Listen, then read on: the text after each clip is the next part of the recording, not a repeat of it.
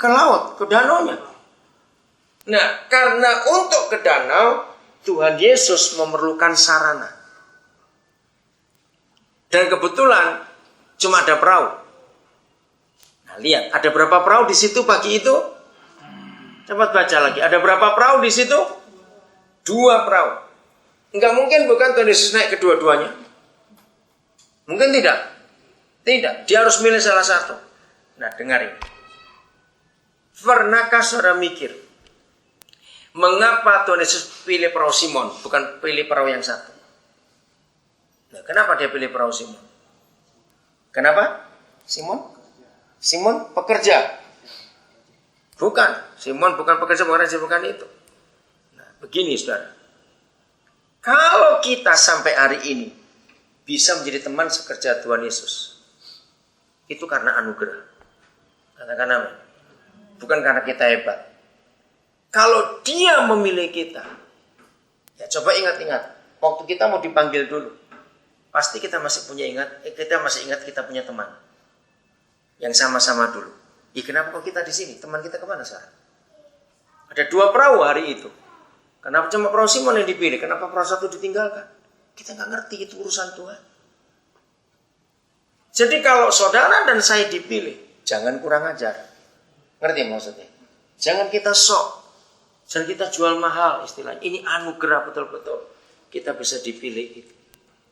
Betul? Saudara percaya? Kan bisa pilih orang lain bukan? Loh ya atau tidak? Cepat-cepat sini kok. Saudara ini kok malas sekali sih ngomongnya. Jawabnya itu. Yang serius itu. Ya. Betul tidak? Dia bisa pilih orang lain tidak? Bisa saja. Makanya kalau dia pilih kita, ini anugerah yang luar biasa. Nah, setelah dipilih ini yang luar biasa. Ayo kita lihat berikutnya. Ya, kita lihat yang berikut. Ayat 3 saya baca lagi. Ia naik ke dalam salah satu perahu itu, yaitu perahu Simon, dan menyuruh dia supaya menolakkan perahunya sedikit jauh dari pantai. Lalu ia duduk dan mengajar orang banyak dari atas perahu. Jadi Simon tidak serius mendengarkan. Karena dikatakan di ayat 2, dia sedang sibuk membasuh jalannya. Biasa orang nelayan, kalau sudah selesai mencari ikan, dibersihkan. Ayat 4, nah ini dia. Tidak ditulis apa yang dikhotbahkan Tuhan Yesus. Ayat 4, setelah apa? Siapa? Tuhan Yesus selesai apa? Berbicara. Ia berkata kepada Simon, bertolaklah ke tempat yang dalam dan tebarkanlah jalam untuk menangkap ikan. Tapi Simon menjawab, Guru, telah sepanjang malam kami bekerja keras dan kami tidak menangkap apa-apa. Saudara, sebagai pengetahuan saja, Danau Galilea itu nggak ada seperempatnya Danau Sentani. Jadi kecil sekali. Danau Sentani itu masih jauh lebih besar daripada Danau Galilea. Nah, dengarkan. Kalau semalam-malaman nggak sampai seperempatnya Danau Sentani, lebih kecil lagi. Semalam-malaman itu bisa berarti dari sore sampai menjelang pagi. Kira-kira kalau danau sekecil itu dikelilingi nelayan, sudah habis belum wilayahnya semua? Sudah habis. Maka itu Simon berkata, semalam-malaman kami bekerja keras, tapi kami tidak menangkap apa-apa. Ini sekarang tengah hari.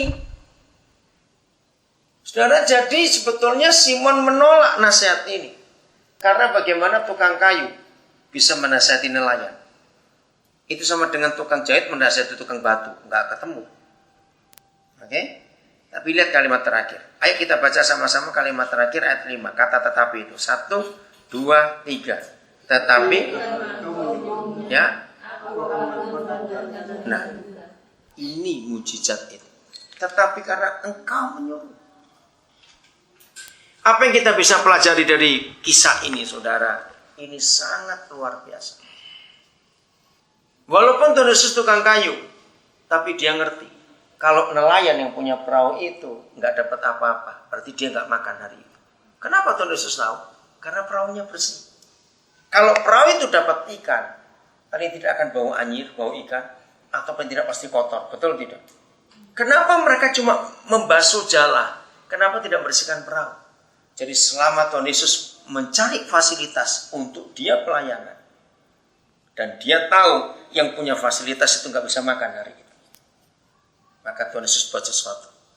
Tolakkan perahu, tangkap ikan sekarang.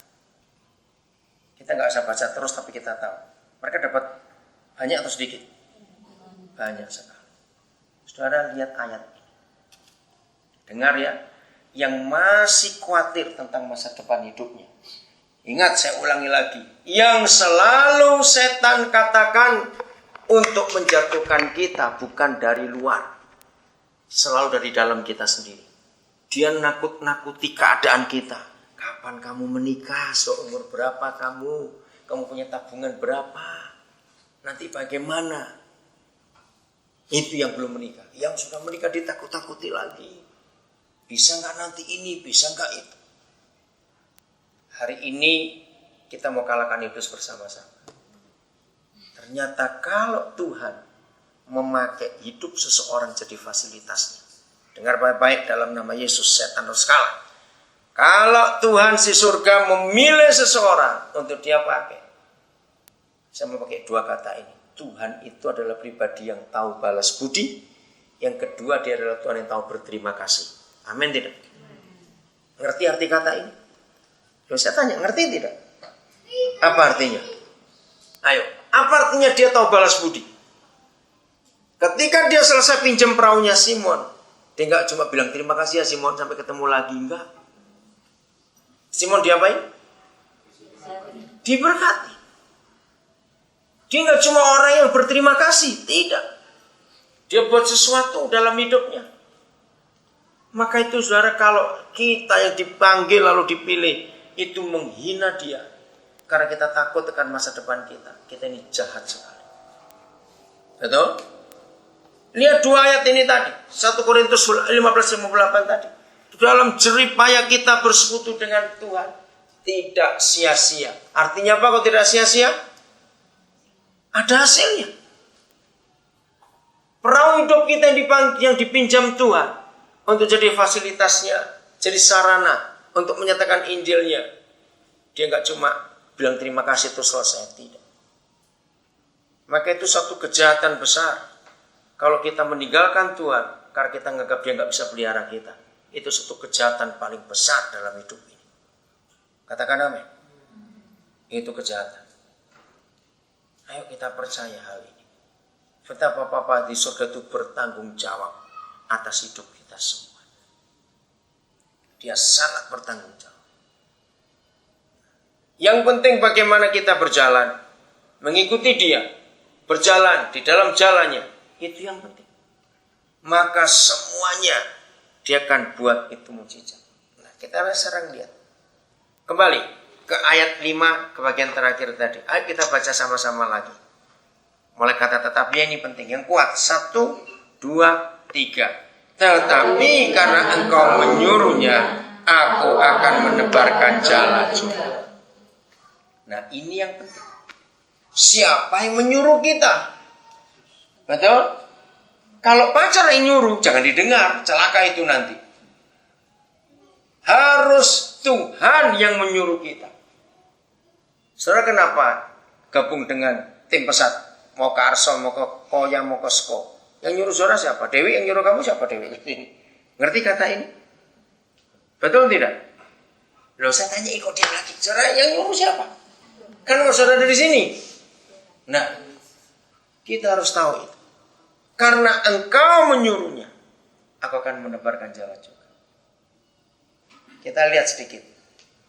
Di Yosua pasal yang ke-6, nggak usah dibuka, kita semua tahu. Hari itu Yosua dengan seluruh Israel nyebrang Yordan. Pas mereka menyeberang hari itu, sungainya bagaimana? Ayo, siapa masih ingat? Guru-guru TK, nggak boleh lupa cerita itu. Ketika Yosua dengan seluruh bangsa itu akan nyebrang, hari itu sungainya bagaimana?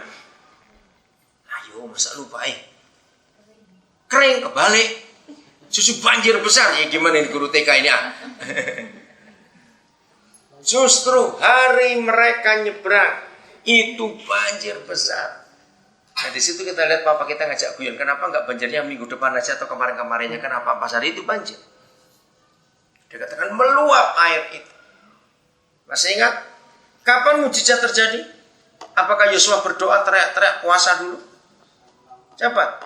Setelah apa mujizat terjadi? Melangkah. Kenapa mereka melangkah?